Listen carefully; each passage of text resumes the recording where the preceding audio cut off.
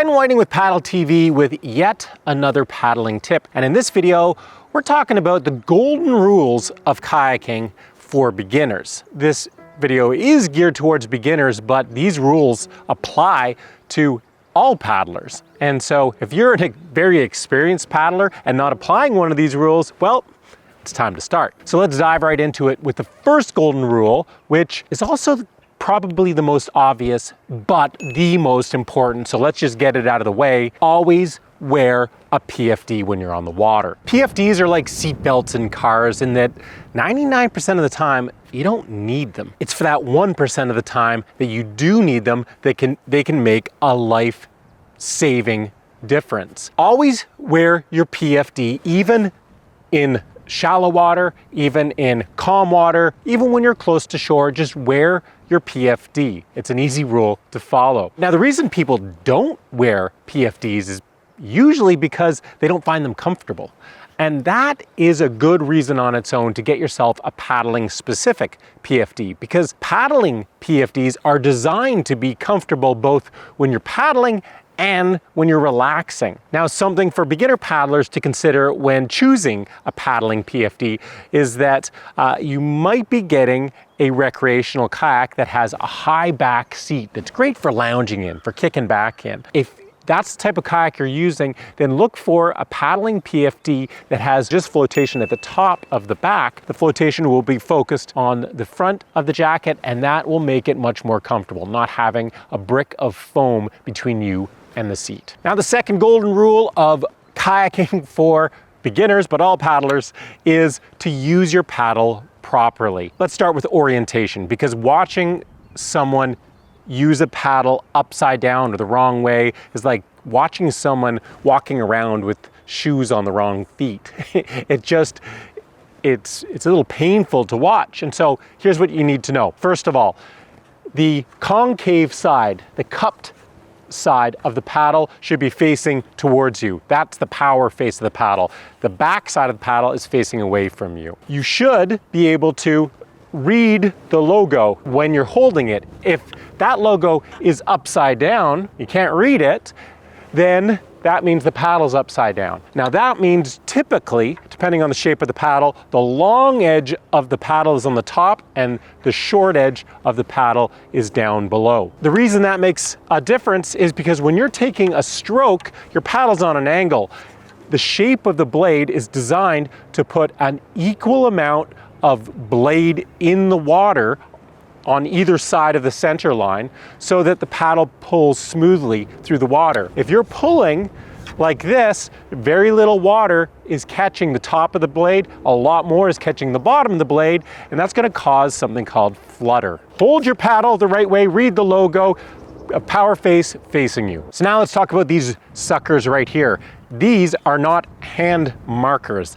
These are drip rings. What they're designed to do is that after I take a stroke, now my blade is wet, I reach up for the next stroke, all that water is gonna run down the paddle. It hits these drip rings and then drips off, ideally outside of my boat. If I didn't have that drip ring, what ends up happening is all that water drips down to my hand and then drips into my lap, or runs down my arm, and if it's cold, it sucks. Where you want to have these things is about a hand width away from the blade. If they're too close, when you take a stroke, you'll actually get water on the inside and the drip rings won't do their job. You'll still get water running down. If they're too far away, well, those drips are just going to drip in your lap anyway. If you still find that you're getting drips in your lap, it probably means that you are an aggressive or active paddler. You have a more vertical stroke, and those drip rings are you don't really have a choice. The water is going to drip into your boat. More relaxed paddlers with a low angle stroke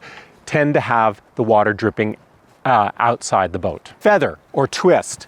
Feather or twist is the angle that the two blades are offset from one another. This paddle has an adjustable feather, so I can choose specifically what type of feather I want. Now, why would you want angles separate from or different from each other? Well, the reason for that is simple. As I take a stroke on one side, this top blade is slicing through the air. And so in particular, if it's a windy day, you're dealing with a headwind, that makes a big difference. Without it, If I have no twist, I'm pushing a lot of air. I got a lot of resistance on that blade as I take a stroke. What's the right feather? There's no such thing as right or wrong in this situation. What I can tell you is that I started 35 years ago with a 90-degree twist. I ended up getting tendonitis from all the repeated twisting I had to do of the wrist to deal with that. And so I dropped that down to a 60-degree. And then wasn't long after that, another year or so, I dropped it down to 45. And then I dropped it to 30 and then 15. And ultimately, I now paddle with a zero twist, a no feather paddle. I do all my paddling, whether it's whitewater paddling, whether it's flat water, whether it's sea kayaking, all with a no feather twist, because for me, it's most intuitive. It's the most comfortable for me. That doesn't mean it's the only way or the right way. It's just what I like. If you do want to use a twist, I would simply recommend don't go to a big twist. Maybe go to 45 degrees, because that alone will make a difference with how that top blade slices through the air. Now, the last thing to mention about proper use of your paddle is your hand position.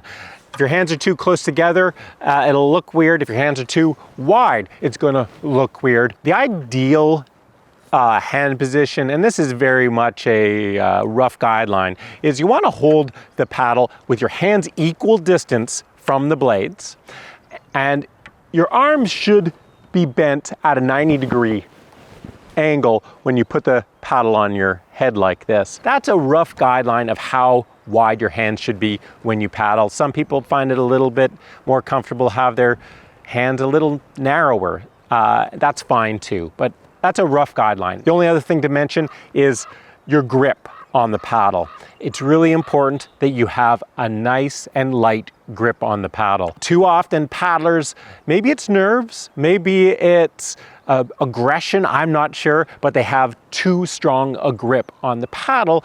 And what ends up happening is you're going to end up with overuse injuries if you're gripping the paddle too tight. So have a nice, light but firm grip on the paddle. Now, there's lots more to talk about when it comes to paddles, like the length of paddle, the type of paddle.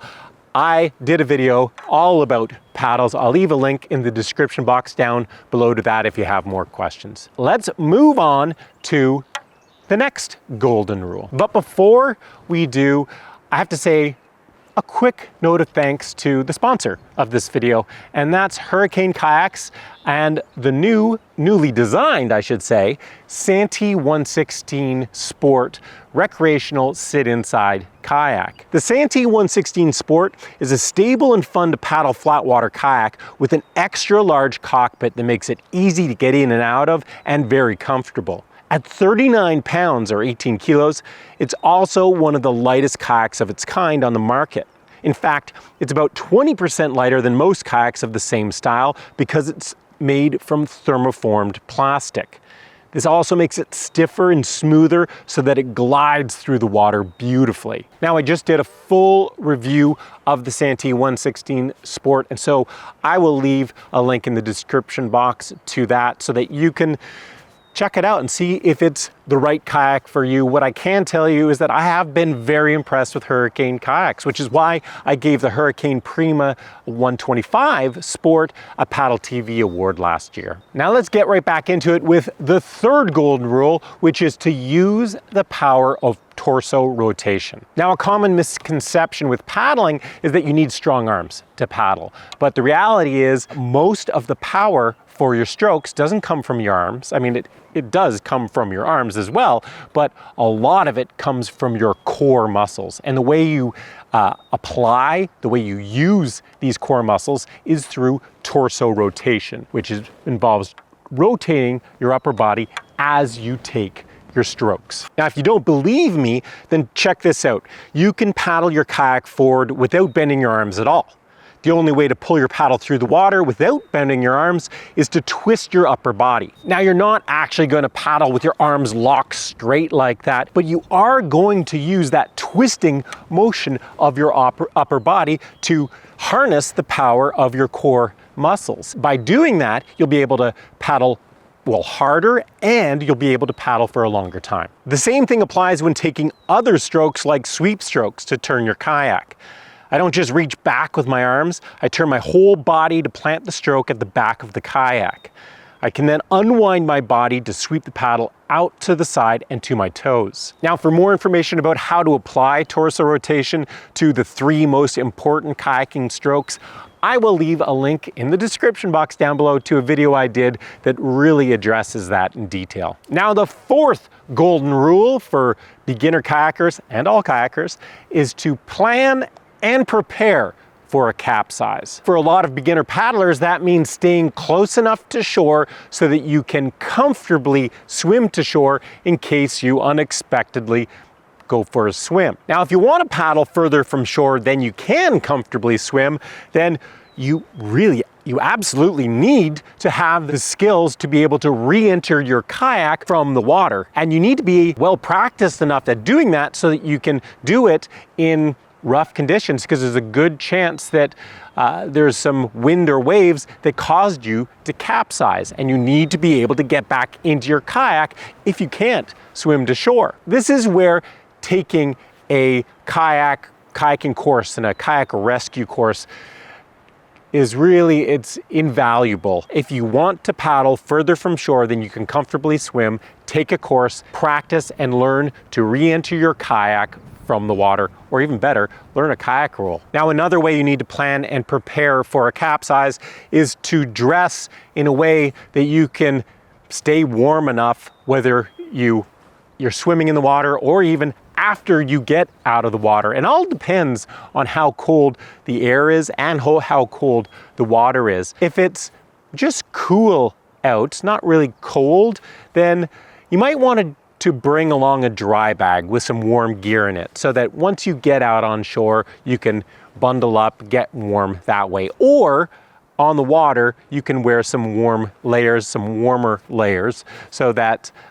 if you do go for a swim, you're going to stay warmer in the water. Once the water gets colder, once you're dealing with anything below, I would say 65 degrees Fahrenheit and less, you really need to have specialized clothing to prevent hypothermia from setting in. Because hypothermia, which is a rapid cooling or cooling of the body's core temperature, is a potentially deadly issue. And the colder it is, the quicker it can set in. In freezing cold conditions, it can literally set in within a minute or two. In cooler conditions, 65 degrees, it will take longer, but it can still be life-threatening. And so you need to wear specialized clothing that is designed to keep you warm, both when it's dry and when it's wet. And that includes things like wetsuits, or the ultimate defense is a dry suit. It's layers of clothing that is both wicking and insulating. Once again, I've done a whole video about dressing for cold conditions. I will leave a link in the description box down below, because it's a bigger topic than we have time to get into in this one video. Now, the final golden rule for beginner kayakers is to understand your limitations. Accidents happen when people don't have realistic expectations for themselves. They don't know their limitations, and that starts with understanding and appreciating your experience level. Now, the great thing about kayaking is that it is a remarkably safe activity, and accidents are rare. But the fact that you're on the water in a marine environment means that when accidents do happen, they can often be very serious. You have to take a very conservative approach. You can't afford to have accidents, major accidents happen. And so that means until you have the experience and or you're paddling people with the experience to make bigger calls on if something is safe or not, you have to be very careful when you're paddling in water that's exposed to wind and waves. You have to be very careful about paddling in any type of current. Even mild current can be very dangerous. And you definitely need to be have the skills, as we just talked about, if you're going to paddle further from shore than you can comfortably swim. Now, the other limiting factor is your physical condition and skills. You know, from a conditioning perspective and a strength perspective, that will play a big role in dictating what an appropriate type of trip is. Just like any sport, when you start getting tired, that's when problems can happen, where you can start making bad decisions, or you just don't have the strength to deal with something you could when you're at full strength. But skills, your actual skills, also play a huge role. Like we just talked about, do you have the skills to re-enter your kayak from the water? If not, well, you got to stay close enough to shore so that you can swim to shore if an unexpected capsize happens. Do you have the paddling skills to deal with rough water that could arise if you're on a bigger body of water where wind can create substantial waves? Well, if you don't, choose a different place to paddle. You have to respect your skills and your fitness level in order to stay within your limitations. The third big limitation is the kayak that you're using. How does it deal with rough conditions and wind? Is it fast enough to deal with those types of conditions? Is it dry enough to deal with those types of conditions? But probably most importantly is, how does your kayak deal with being swamped? Sit-on-top kayaks are very popular in some of the safer kayaks because they're filled with air. And whether you flip it or fall out, regardless, or a big wave crashes on, that water is going to drain out or drain off the sit-on-top kayak. It's going to maintain all its flotation. Now, sit-inside kayaks are a different story. Sit-inside kayaks can be a real problem if they swamp, because they can be really difficult to deal with. They're so full of water, unless they have flotation. Flotation comes in really two different forms. You can have actual flotation bags, air bags inside your sit-inside kayak that maintain the boat's flotation even when it's swamped. But even better than that are bulkheads in the kayak. Bulkheads are walls inside the kayak that separate the kayak into different compartments. Now, not all kayaks have bulkheads. A lot of beginner kayaks, recreational sit-inside kayaks, don't have any bulkheads. Some will have one bulkhead, typically behind the seat, so that the whole back of the kayak is its own compartment. So if you did flip, only the front half or 2/3 of the kayak will fill up with water. That's helpful, but even better is a kayak that has a bulkhead in front of your feet as well that separates the front of the kayak into its own compartment. Now you have flotation at both ends of the kayak, so only the cockpit area, the area you'll be sitting in, is going to get swamped if you flip, or if a big wave breaks on you, whatever happens to swamp your kayak. And when a kayak has that type of flotation, it is so much easier to deal with, whether that's dragging it or swimming it to shore, towing it to shore, doing on-water rescues, whatever you need to do. If you don't have a kayak that has good flotation in it, once again, you don't have really any choice. You better stay close enough to shore so that you can comfortably swim, and some good friends who are willing to deal with a completely swamped kayak, which is not easy to do. So there you have it, the golden rules of kayaking for beginners, but as I've already mentioned a few times, these rules apply to everyone. I hope that you guys have found this video helpful, and that, you know, it really ups your safety game, especially for new paddlers to the sport. One of the biggest problems with kayaking is new paddlers hitting the water and having a bad experience. And it's usually because of one of these rules being broken. And so follow these rules, be safe on the water, have fun, and hope to see you out there one day. If you like the video, give it a thumbs up. Subscribe to Paddle TV if you haven't already, because I got lots more of these paddling tips, gear reviews, and paddling adventures coming your way.